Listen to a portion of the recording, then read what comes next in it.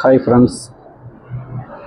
நேற்றுலேருந்து நான் social media அப்படின்னு சொல்லப்படுற யூடியூப் தவிர ஃபேஸ்புக், இன்ஸ்டாகிராம், மோஜ் இந்த மாதிரி பொழுதுபோக்கு தளங்கள், கருத்து பரிமாற்ற தளங்கள், எக்ஸ் வலைதளம், த்ரெட்டு எல்லாத்துலேருந்துமே டோட்டலாக ஒரு நிமிஷம் முடிவுக்குள்ளே வெளியில் வந்துட்டேன்.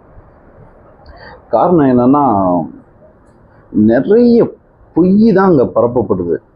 இல்லை என்னோடய ஃப்ரெண்ட்ஸ் சர்க்குலேஷனில் நான் ஆட் பண்ணி அடுத்தடுத்து அந்த நியூஸை பார்த்ததுனால அந்த மாதிரி வந்துக்கிட்டு இருக்கா என்னன்னு தெரியல. எல்லாமே பொய், புரளி, தவறான விஷயங்கள் இதுதான் பேசப்படுது.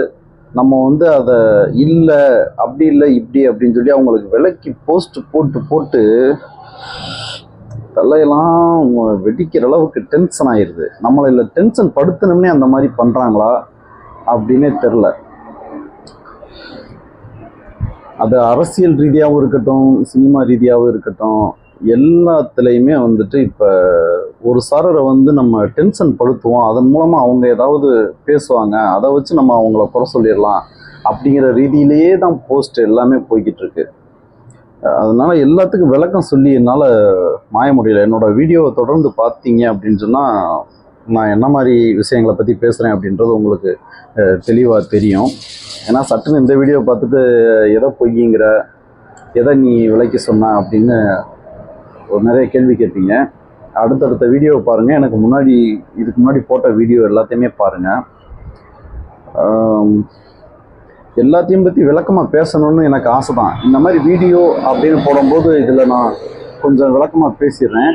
டைப் பண்ணும்போது பார்த்தீங்கன்னா எவ்வளோ தாங்க டைப் பண்ணுறது, ஆனால் அதை சட்டுன்னு அவங்க படிப்பாங்களா அப்படின்றது ஒரு கேள்விக்குறியாக இருக்குது.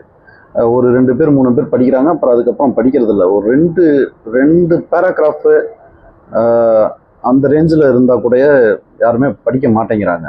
வீடியோவாக இருக்கிறத பார்க்குறத விட எழுத்துக்களை படிக்கிறது இப்போ ரொம்ப சோம்பேறி ஆயிடுச்சு. வாசிப்பு பழக்கமே இல்லாமல் போயிட்டதுனால நம்ம ஒரு கருத்து சொல்கிறோம்னா கூட அதை வாசிக்க மாட்டேங்கிறாங்க. அதனால் நான் அதுலேருந்து வெளியில் வந்துட்டேன். அது சரியா தவறா, மறுபடியும் நாங்கள் போய் போராடணுமா?